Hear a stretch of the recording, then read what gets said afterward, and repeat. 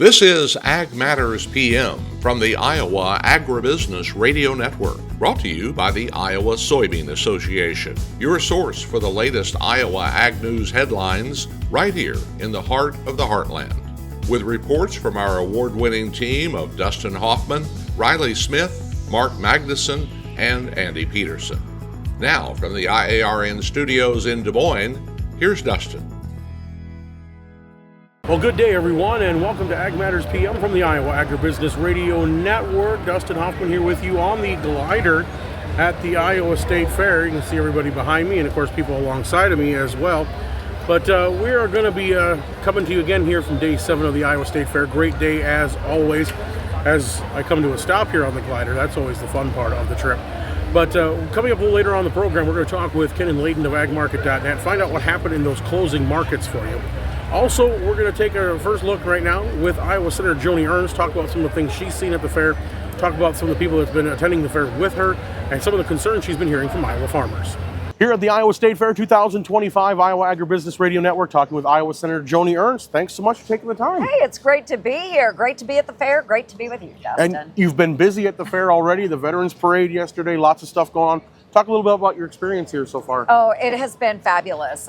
We have had the opportunity to go through some of the animal barns, and that to me is the best part of the Iowa State Fair. I mean, I love all these other activities, but to actually go out, spend time with some of these 4-H'ers, the FFA students, and really learn about their projects, whether they're involved in swine or cattle, it doesn't matter.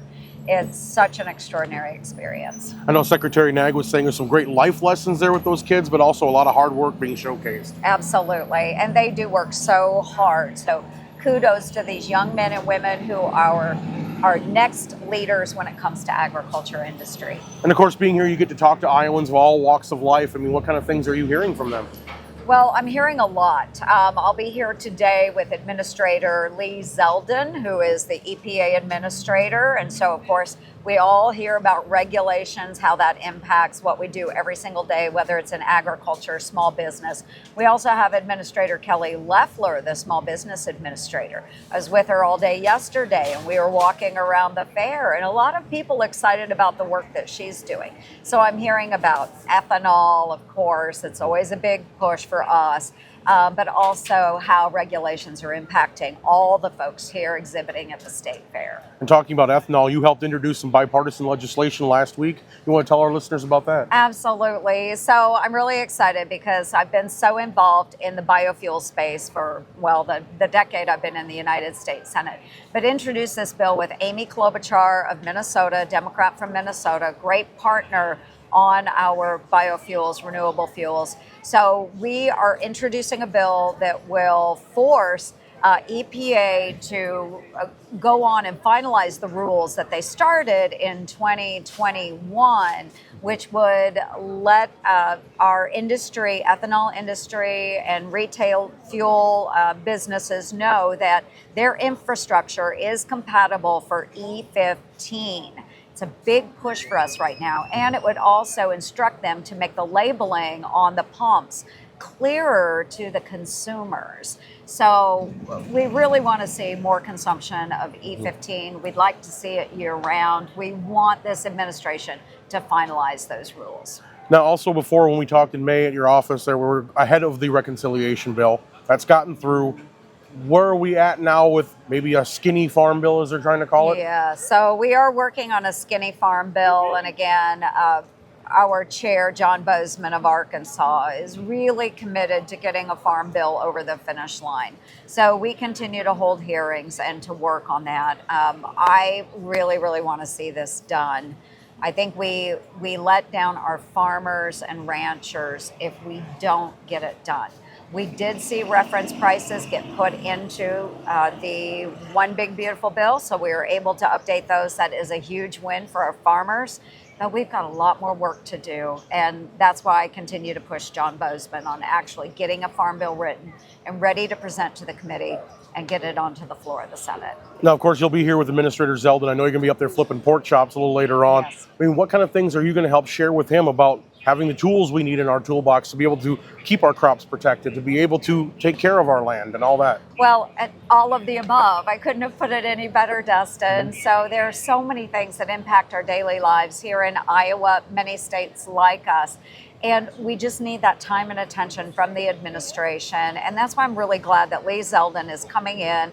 He's able to see it firsthand. I mean, he's outside of that DC bubble. We've seen Brooke Rollins here at the fair. We've seen Kelly Loeffler here at the fair for small business. We now see Lee Zeldin from the EPA here. They are coming out, they're visiting with Iowans, and they're getting the real information directly from those that this administration represents. Okay, and then of course tariffs. We talked in May, farmers were along for the ride, but they said it would have to be a small ride, a short ride.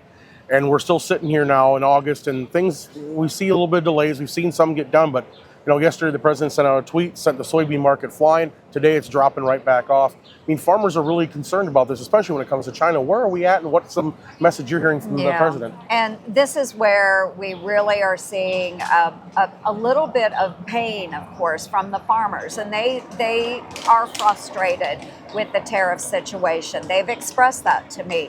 But then they immediately turn around and they say, we understand why the president is doing this. Yeah. So they are feeling pain. But what they want to see is a reset when it comes to trade, and to make sure that we as the United States are getting the trade situation right. Under the Biden administration, we experienced the largest deficit when it came to ag trade around the world. And we're going to close that gap with the new deals that are coming through in this administration. I've worked with the U.S. Trade Rep, Jameson Greer. He knows how important ag is. I've talked to Secretary Lutnick over at Commerce and shared some of these stories about tariffs and how they're impacting our people here. So they continue to work on this issue. I know it means a lot that they get this right for the American farmer. So I understand the frustrations that are coming at the administration from the farmers, but they also believe in President Trump, and they know that he's going to make this right. All right. So last thing I got to ask you, I know you've been here a couple days. You're going to be flipping pork burgers and stuff. What's the go-to thing for Senator Ernst here at the fair? Well, pork chop on a stick. Yep. So, okay. Yep, got to go there. It's pork. Right. 2, it's on a stick. You can't go wrong there. So comes with its own handle. You can't go wrong. All right. Well, Senator, thank you so much for taking the time to visit with us today. Yeah, thanks, Dustin. That again was Iowa Senator Joni Ernst here on Ag Matters PM. Again, coming to you from the glider at the Iowa State Fair here in Des Moines. We're going to go ahead and take a short break and hear from our sponsor, the Iowa Soybean Association and the Soy Checkoff. When we come back, we will talk with Kenan Layden of agmarket.net. This is Ag Matters PM. Iowa Soybean Association is driven to deliver for Iowa's 40,000 soybean farmers. We're proud to provide objective agronomic research, a helping hand with soil and water stewardship, and timely industry news powered by the Soybean Checkoff. Learn more at iasoybeans.com. It's time now for the Ag Matters PM Closing Market Summary, your source for market analysis and settlement prices from the day's trade in Chicago, courtesy of the folks at agmarket.net. Welcome back to Ag Matters PM here on the Iowa Agribusiness Radio Network at the Iowa State Fair. Talking right now with Kenan Layden of agmarket.net. Well, Kenan, a day removed now from that WASDE report. What did we see the markets do here today? I guess the big story today would be more follow through in the beans, which held throughout the day. Made some, higher highs coming off the overnight session. It got a little weaker in the day, but closed on a strong note. So continued action, which is good for that bean complex. It's been a pretty range-bound trade throughout the year with a smaller range, but now we're off the lower ends and pushing to the higher, so hope that can keep going. Corn held in there. Maybe some of that strength was coming off of the beans, but didn't sell off very hard and seems to kind of found a base there, at least for today, below that, right below that $4 mark. Wheat was fairly flat on the day, not reacting much and not having too much from that WASDE report in the terms of market moving action, like the extremes we saw in the corn and soy. And of course, we've been hearing from farmers who have been stopping by the booth at the fair, and they look at the markets and they say, well, we just need some good news, especially on that corn side. Yeah, the corn news is hard. It would be awesome to get some good corn news. Just it's been all bearish, and just when you think you can't get any more bearish, you get a 188.8 yield, which is crazy, and more acres on top of it. So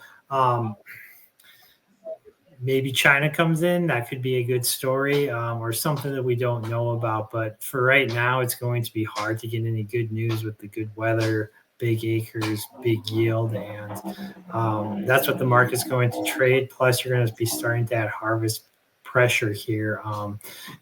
South working its way north, which will probably continue to pressure this market, especially even if the crop isn't as large, there's still a good crop out there and a lot of bushels which will be moving in, and overage bushels which can't be stored, which need to be moved into elevators, which will further pressure the market. All right, and then moving over to the livestock side of things, cattle and hogs today, how did they fare?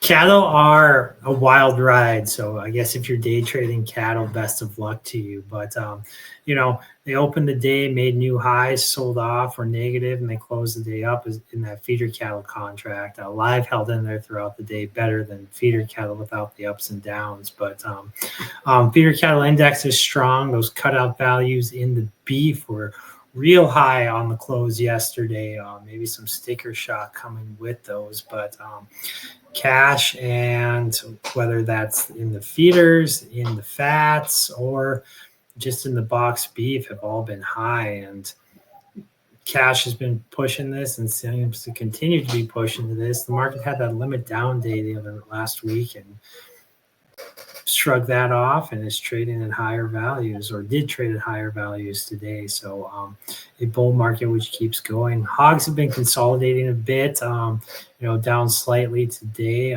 Maybe find some footing there. Not much in the lean hog index was pretty flat coming in from yesterday. Not much has moved there to push the market higher in cash as we're seeing in cattle.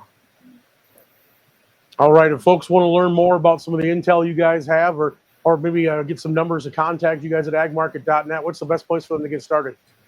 Yeah, just search agmarket.net online, find our website, and see if anything in there is what you're interested in, whether that be market news, brokerage, or consulting.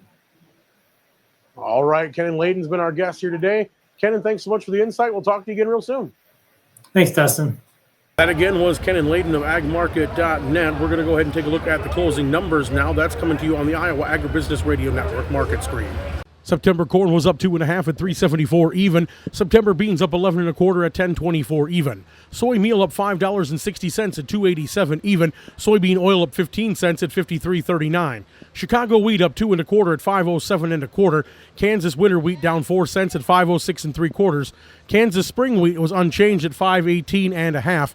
Minneapolis spring wheat down 3/4 cent at $5.76 1/2. Oats down 2 1/2 at $3.31 3/4. On the Merck Live, cattle down 27 cents at $235.55. Feeders up 50 cents at $345.87. Lean hogs down 82 cents. They were at $90.77. Pork cutouts unchanged at $102.22. And Class 3 milk was 3 cents lower at $17.40. And that's been a check of our market recap, and that brings us to the end of today's show. You can find all our content online at iowaagnet.com, as well as follow us on Facebook, X, and on our YouTube channel. Of course, we've got some great footage of the steer show champion being crowned at the Governor's Charity Steer Show, also some of the draft horses, and lots more you can find on our Facebook page and on our social media.